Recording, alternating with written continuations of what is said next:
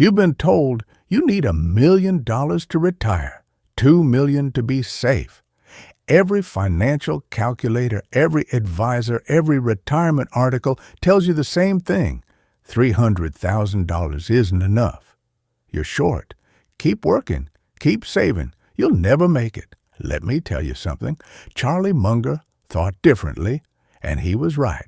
Not because $300,000 is some magic number that works for everyone, but because Munger understood something about money, time, and human behavior that most people, including most financial advisors, completely miss. He understood that the question isn't, how much do you need? The question is, what does the money need to do? And those are entirely different problems. You're 55 with $320,000 saved, or 48 with $285,000, or 62 with $350,000. You look at that number and feel behind, inadequate, like you failed at the one job that mattered. Here's the truth nobody tells you. You might already have enough, but only if you understand what Munger understood about how money actually works. Before we get into this, do me a favor. Drop a comment right now and tell me where you're watching from.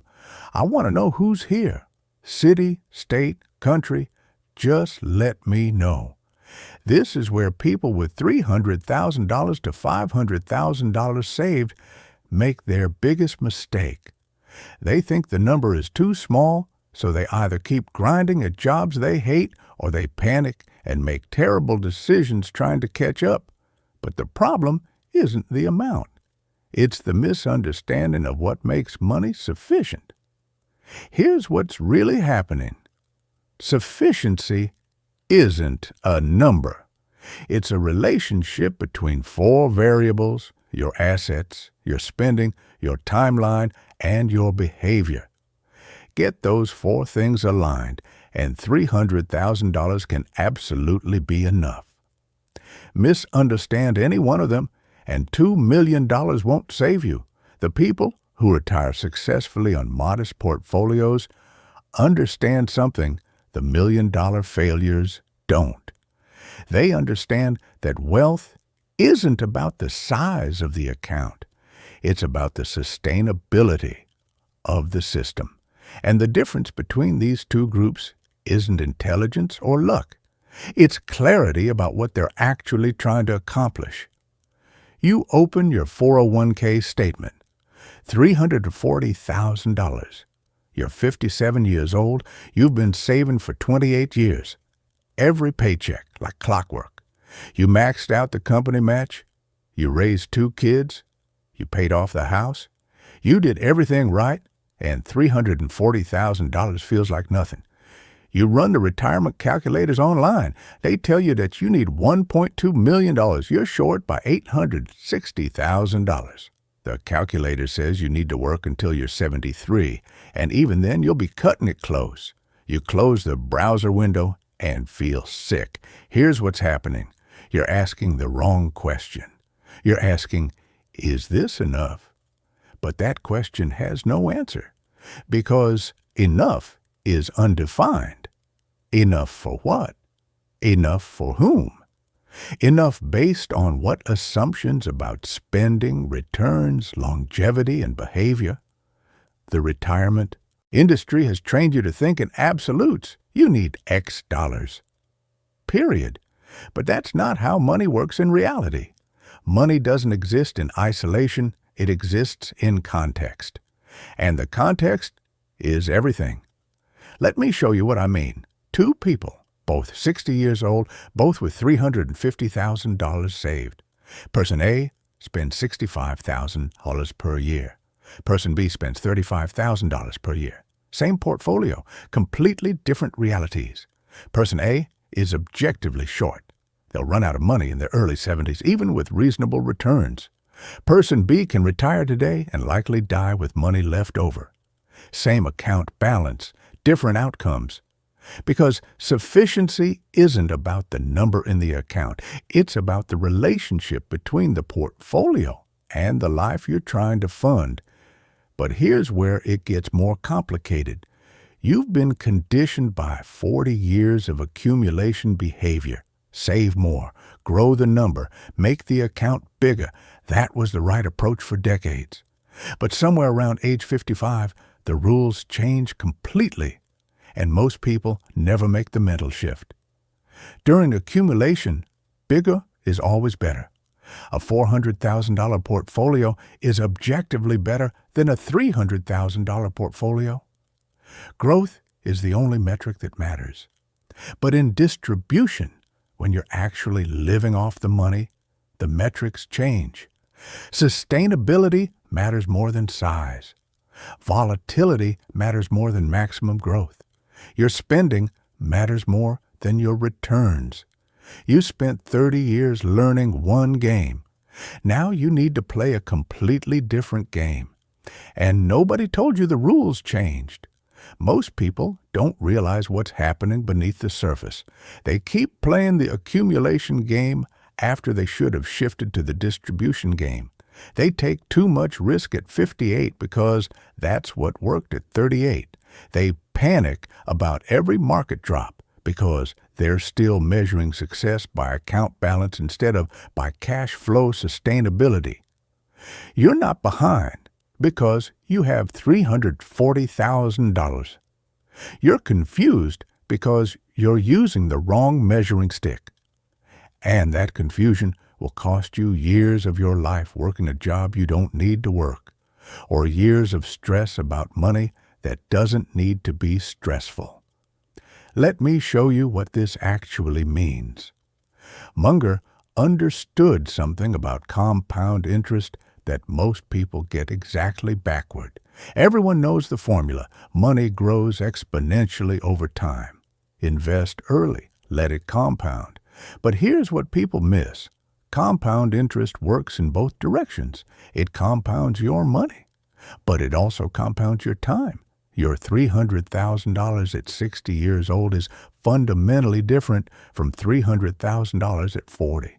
Not just because you have less time for it to grow, but because the psychological value of time changes. At 40, another 20 years of work feels manageable. At 60, it feels like a prison sentence. Here's the math nobody shows you. At age 60 with $300,000 in modest Social Security, you can generate roughly $2,500 to $3,000 per month in sustainable income. That's $30,000 to $36,000 annually. Add in $24,000 from Social Security, which most people in this situation qualify for, and you're at $54,000 to $60,000 per year. Now here's the question. What does it cost you to earn an extra $60,000 per year at your job? Not just the hours worked, but the stress, the commute, the health impact, the relationship sacrificed, the experiences delayed. What's the real cost? Most people earning $60,000 to $80,000 at age 60 are giving up 2,000 plus hours per year, plus commute time, plus the psychological weight of employment. They're trading roughly 2,500 hours of their life, and often their health and happiness, to earn money that their portfolio could generate through proper positioning. But that's not even the worst part. The real trap is sequence of returns risk. And this is where having $300,000 at 60 becomes genuinely dangerous if you don't understand what you're dealing with. Sequence of returns risk means this. The order in which you experience returns matters enormously when you're withdrawing money. Two people can get the exact same average returns over 20 years and end up with completely different outcomes based purely on when the bad years happened. Let me make this visible. You retire at 62 with $300,000. In scenario A, the market drops 30% in year one. Your $300,000 becomes $210,000. You withdraw $18,000 to live on. You're now at $192,000. Even if the market recovers strongly in years 2 to 5, you're withdrawing from a depleted base. The math never fully recovers.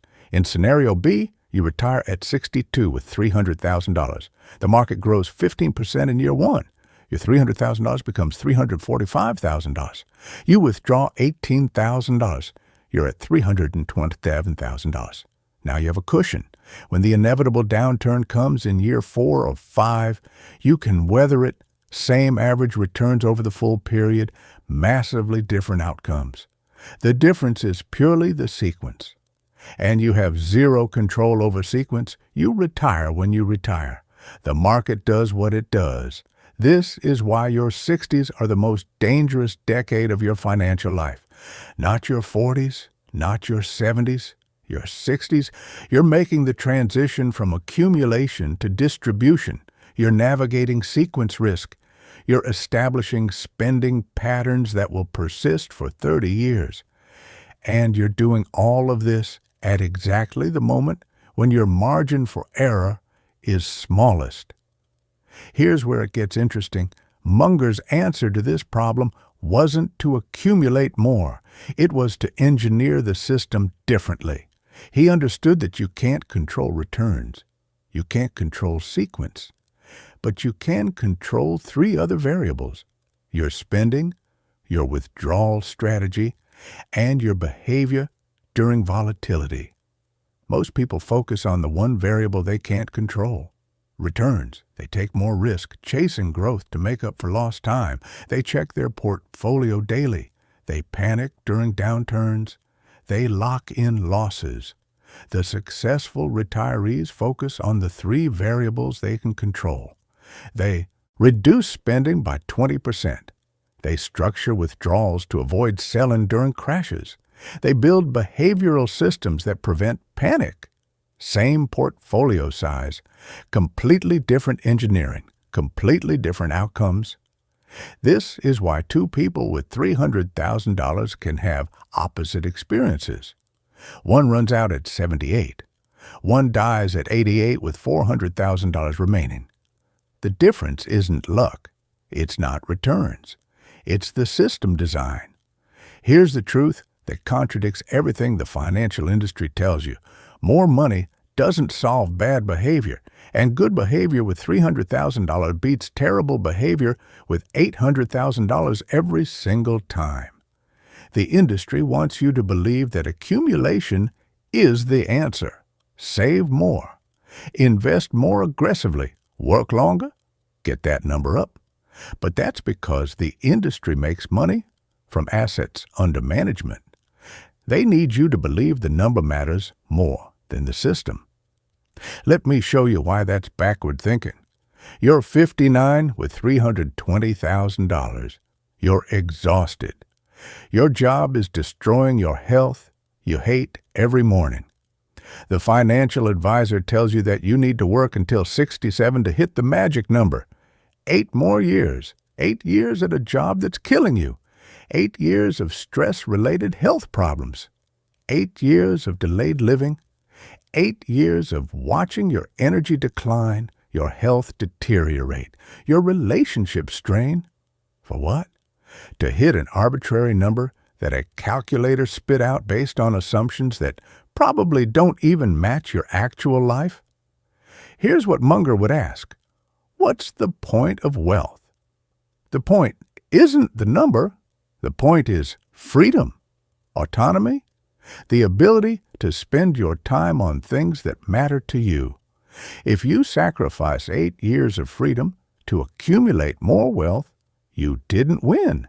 You just delayed the point of the entire exercise. But there's something else happening here that nobody talks about.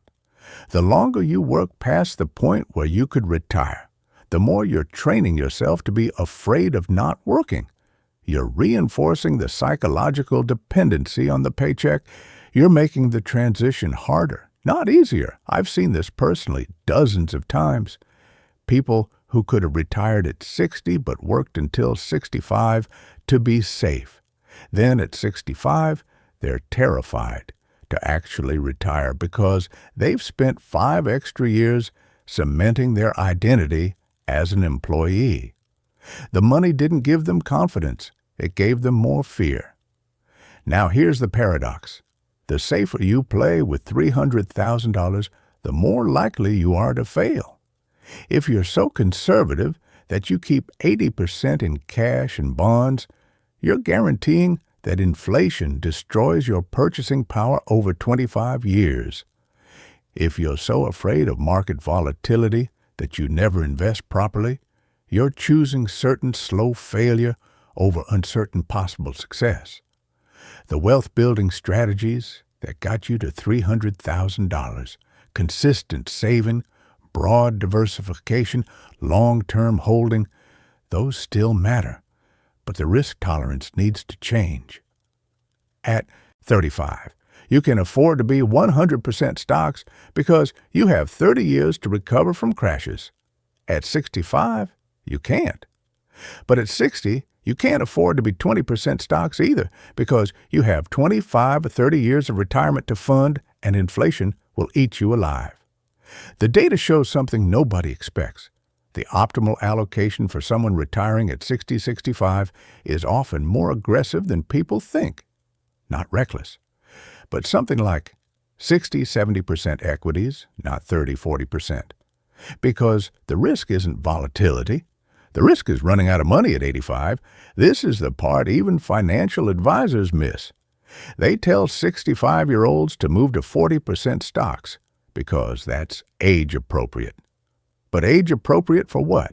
For someone retiring in 1985 with a pension and dying at 78? That was a different world. You're retiring in 2025 with no pension, planning to live to 90, and dealing with inflation that might run 3 to 4% annually for decades. The math is completely different.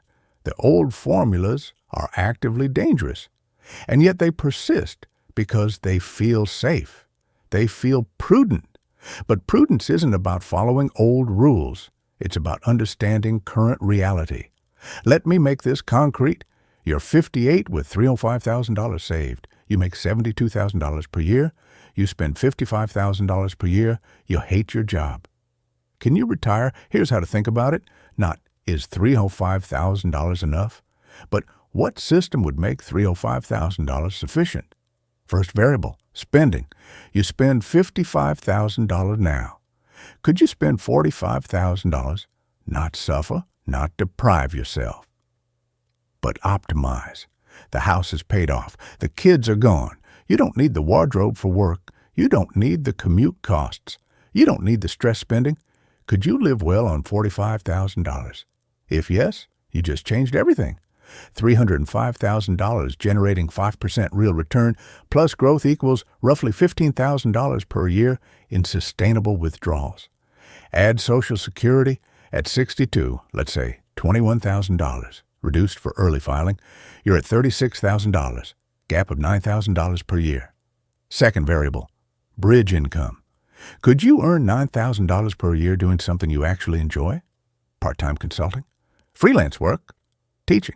Something low stress that fills the gap until Social Security grows to full retirement age? If yes, you just solved the problem. You're not fully retired, but you're free from the job you hate. You're earning $9,000 instead of $72,000, which means you're working maybe 10 to 15 hours per week instead of 50. That's a completely different life. Third variable, sequence risk protection. You can't control whether the market crashes in year one of retirement, but you can control how vulnerable you are to it. Keep 2 to 3 years of expenses in cash and short-term bonds. That's roughly $90,000 to $135,000. When the market drops, you don't sell. You live off the cash while the stocks recover. This isn't optional. This is the difference between making it and failing. The retirees who fail are the ones who go 80% stocks at retirement. Market drops 40%. They panic. They sell. They lock in losses. They never recover. The retirees who succeed have the cash buffer that prevents panic decisions. Fourth variable, Social Security timing. This matters more than people think. If you claim at 62, you get roughly 70% of your full retirement age benefit. If you wait until 70, you get 124% of your full retirement age benefit. That's a 77% difference in monthly income for the rest of your life. The math on this is complex and personal. But here's the principle. If you have $300,000 and you're healthy, delaying Social Security from 62 to 67 or 70 is often the best investment you can make. You're using your portfolio to buy a larger guaranteed lifetime income. That's powerful. But that only works if you have the portfolio to bridge the gap. This is why $300,000 at 60 is viable, but $150,000 at 60 is genuinely problematic. You need enough to fund the years between retirement and Social Security optimization. Fifth variable, geographic arbitrage. This is uncomfortable to talk about, but it matters. $45,000 per year in rural Tennessee is completely different from $45,000 per year in San Francisco. If you're tied to a high-cost area, $300,000 is much harder. If you're mobile, it opens up. Munger would tell you this bluntly, you can't have everything. You can't have the expensive city, the high spending, the early retirement, and the small portfolio. Pick three. But you can have a great life on $300,000 if you're willing to optimize the other variables. The people who make this work aren't depriving themselves. They're engineering a system where all the variables align. Lower spending that doesn't feel like sacrifice. Geographic location that stretches dollars. Social Security timing that maximizes income. Portfolio allocation that balances growth and stability. Behavioral systems that prevent panic. The people who fail keep trying to solve for the one variable they can't control, the portfolio size, while ignoring the 5 variables they can control. Let me show you what this looks like over time. 2 people, both 60 years old, both with $300,000 saved, both retiring today. Let's call them Person A and Person B. Person A thinks $300,000 isn't enough, so they stay conservative. They put 80% in bonds and cash, 20% in stocks. They're terrified of losing money. They take Social Security at 62 because they don't trust the system to be there later. They spend $42,000 per year because they're afraid to spend more. Person B understands the system. They put 65% in diversified equities, 35% in bonds and cash. They have 3 years of expenses in safe assets for sequence risk protection. They delay Social Security until 67. They spend $48,000 per year because they understand their system is built for it. Year 1 to 3. Both look similar. Person A feels safer because their portfolio is stable. Person B experiences more volatility but isn't selling during dips because of the cash buffer. Person A is getting $16,500 from Social Security. Person B is drawing more. From the portfolio to bridge to 67, year 5, Person A has roughly $265,000. The ultra-conservative allocation meant almost no growth, and steady withdrawals are depleting the base. Person B has roughly $310,000. The equity allocation provided growth that exceeded withdrawals during good years. Year 10, age 70. Person A has roughly $195,000. They're starting to get nervous. The portfolio is shrinking faster than they expected. Inflation has made their $42,000 spending feel tighter. Their Social Security payment is still $1,600 because they claimed early. No inflation adjustment beyond COLA. They're beginning to feel poor. Person B has roughly $340,000. The delayed Social Security kicked in at 67, reducing portfolio withdrawals. The equity allocation captured market growth over the decade. Their Social Security payment is $28,000 because they waited. They're spending $48,000 but only drawing $20,000 from the portfolio. They feel secure. Year 15, age 75. Person A has roughly $115,000. They've had to cut spending to $36,000 per year. They're worried constantly about running out. They're making decisions based on fear, skipping medical care to save money, not visiting grandchildren, not living life. The money was supposed to provide freedom. Instead, it's providing anxiety. Person B has roughly $365,000. The portfolio has actually grown despite 15 years of withdrawals. They're still spending $48,000, which is comfortable. They've traveled. They've helped their kids occasionally. They've lived. Year 25, age 85. Person A has $15,000 left. They're relying almost entirely on Social Security. They're terrified. They can't help their children. They can't handle unexpected expenses. They lived in fear for 25 years, trying not to run out, and they're running out anyway. Person B has $280,000. They're still fine. The portfolio went down from the peak due to more conservative allocation in their 80s and increased health care spending, but it's sustainable. They've lived well. They'll leave money to their children. They never once felt poor despite having a modest starting point, same market returns over the 25-year period, completely different thinking, completely different behavioral choices, a $265,000 difference in outcomes. Now, some of you are thinking, Charlie, that timeline example is great, but what about healthcare costs? What about inflation? What about emergencies? Let me address this directly because it's the objection that keeps most people working past the point they need to. Healthcare before 65 is real. If you retire at 60, you have 5 years to bridge to Medicare. That might cost $600 to $100 or $200 per month, depending on your state and health. Over 5 years, that's $36,000, $72,000. This is why the $300,000 threshold matters.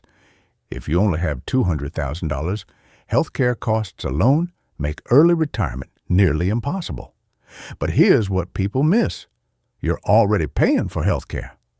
Through your employer contribution, through premiums, through the value you're sacrificing in lower wages. The question isn't whether healthcare costs money. The question is whether working 5 more years to get free healthcare is actually free when you factor in the cost to your life, health, and time. Most people would trade $60,000 over 5 years for 5 years of freedom. They just don't realize that's the actual trade they're making.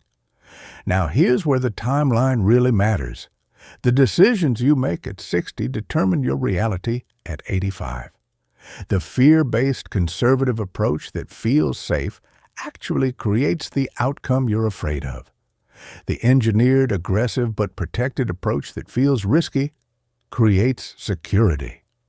This is why Munger said $300,000 could be enough, not because the number is magic, but because if you understand the system, if you optimize spending, protect against sequence risk, maximize Social Security, maintain appropriate growth exposure, and control behavior, the math works.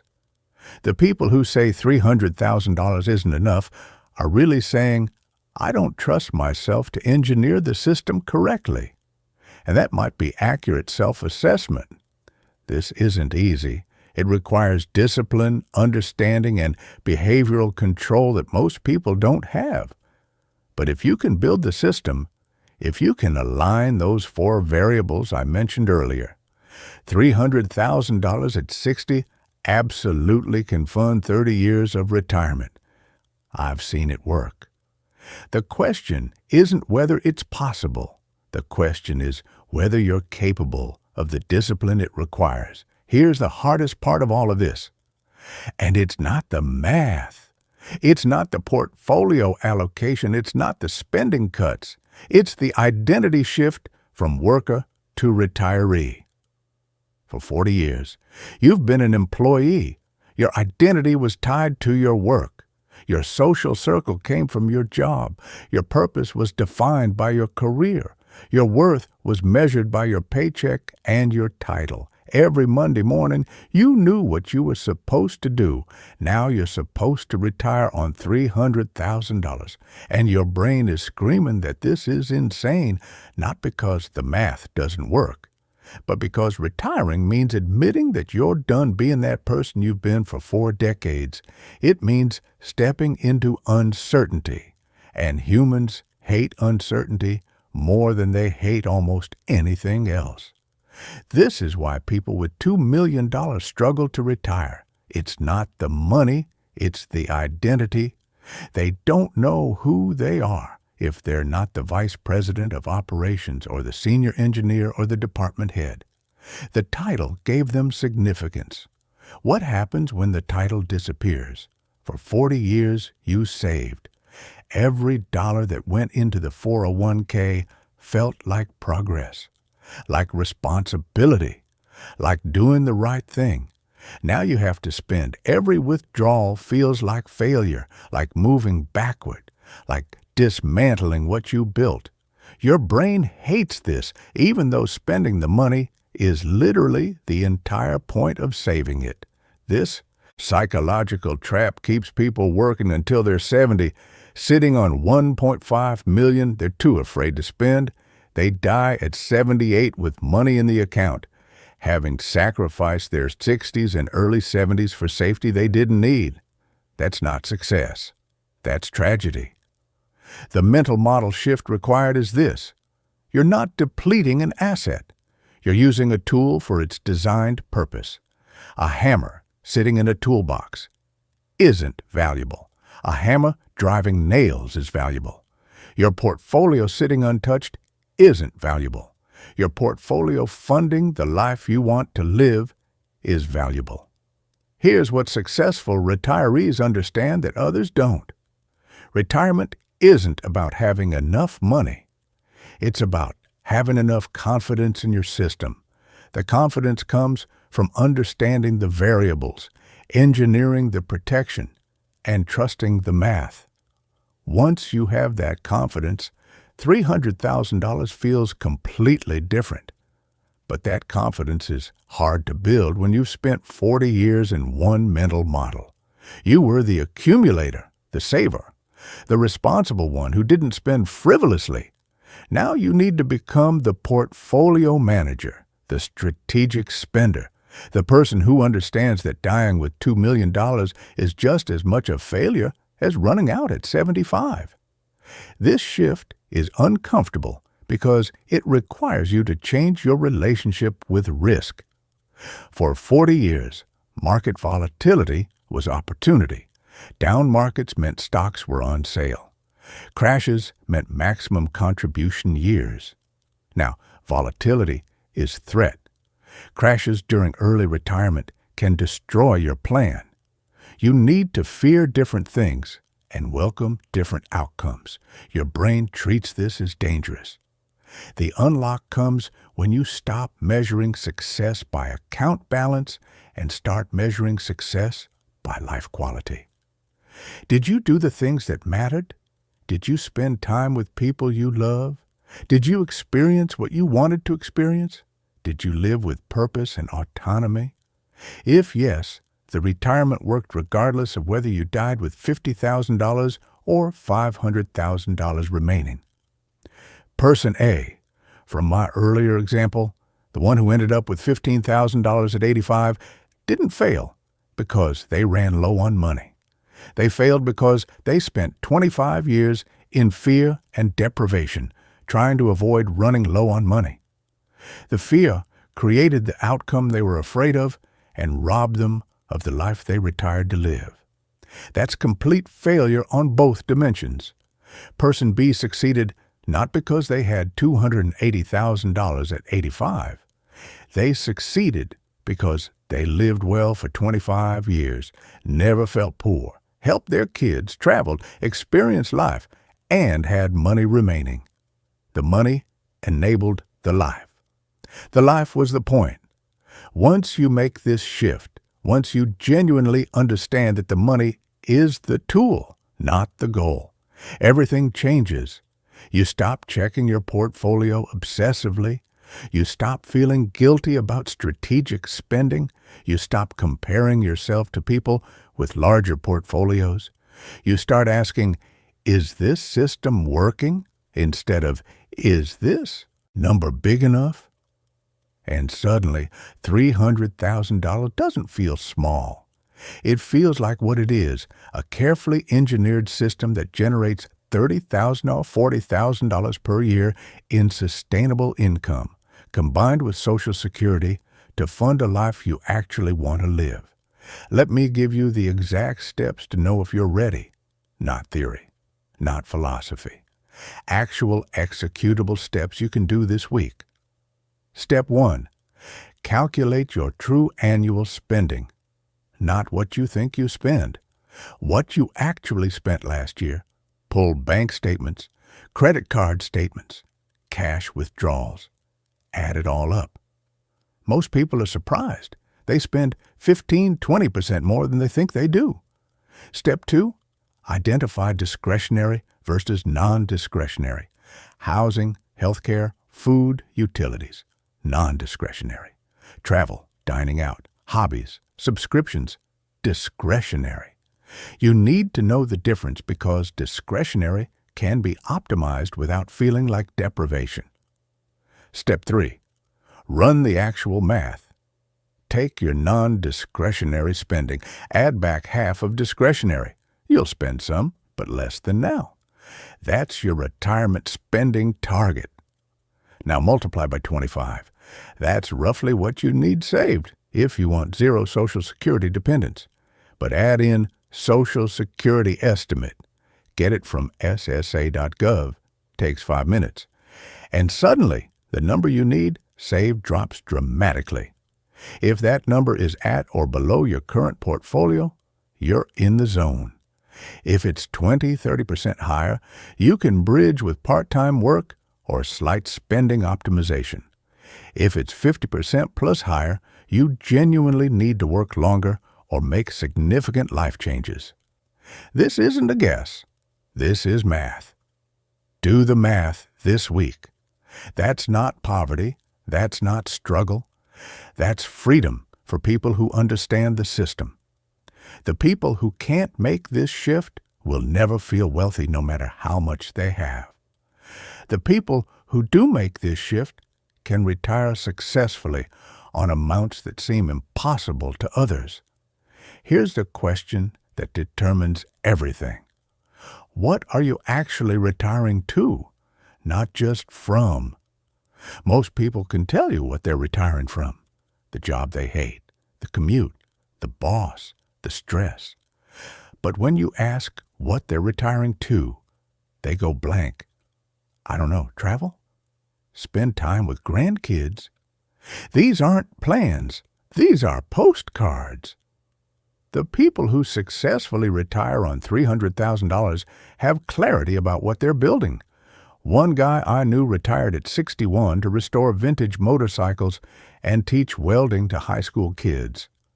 One woman retired at 59 to write a local history book and volunteer at the library. These aren't expensive activities, but they're purposeful. Purpose doesn't require money. But retirement without purpose doesn't work, no matter how much money you have. I've seen people with $2 million fall apart in retirement because they had no idea what to do with themselves. And I've seen people with $320,000 thrive because they retired to something specific, not just away from something they hated. So, before you make any decisions about whether $300,000 is enough, figure out what you're retiring to. If the answer is nothing specific, just not working, you're not ready. Not because of the money, but because of the plan. Remember what I said at the beginning. You've been told you need $1 million. That $300,000 isn't enough. That you're short. Keep working. Keep saving. You'll never make it. Now you know the truth. The question was never whether $300,000 is enough. The question is whether you understand the system that makes any amount sufficient. Because wealth in retirement isn't about the size of the portfolio. It's about the relationship between your money, your spending, your behavior, and your timeline. Munger understood this at a level that most people never reach. He understood that sufficiency is engineered, not accumulated, that the math works for people who align the variables, that freedom comes from clarity, not from size, that dying wealthy isn't the goal. Living well is. So here's what happens next. Most people will hear this and do nothing. They'll keep believing they need more. They'll work 5 extra years chasing a number that moves every time they get close to it. They'll retire at 67 instead of 62, sacrificing 5 years of health and freedom for safety they didn't need. They'll die at 80 with $800,000 in the account, having never really lived in retirement because they were too afraid to spend. A small group will hear this and engineer the system. They'll optimize spending without deprivation. They'll build sequence risk protection. They'll structure Social Security for maximum lifetime benefit. They'll maintain appropriate growth exposure. They'll control their behavior during volatility.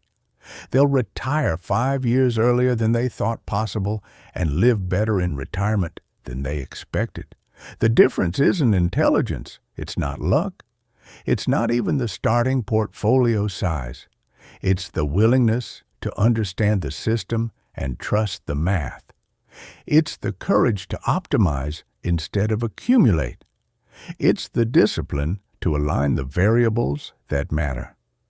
Wealth in retirement doesn't belong to the people with the biggest portfolios. It belongs to the people who understand systems, who engineer protection while maintaining growth, who control the variables they can control instead of obsessing over the ones they can't, who measure success by life quality instead of account balance. $300,000 works like this. It's enough if you make it enough. If you align spending, timeline, behavior, and strategy. If you understand that sufficiency is a system, not a number. If you're willing to do the hard work of engineering instead of the easy work of accumulating. The people who understand this retire successfully on amounts that seem impossible. The people who don't struggle with twice as much. That's how money in retirement actually works. Your 60s determine your 80s. Engineer accordingly.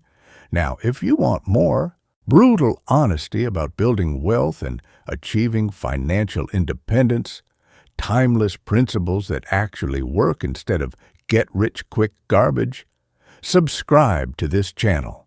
We don't promise easy. We don't promise fast. We promise truth.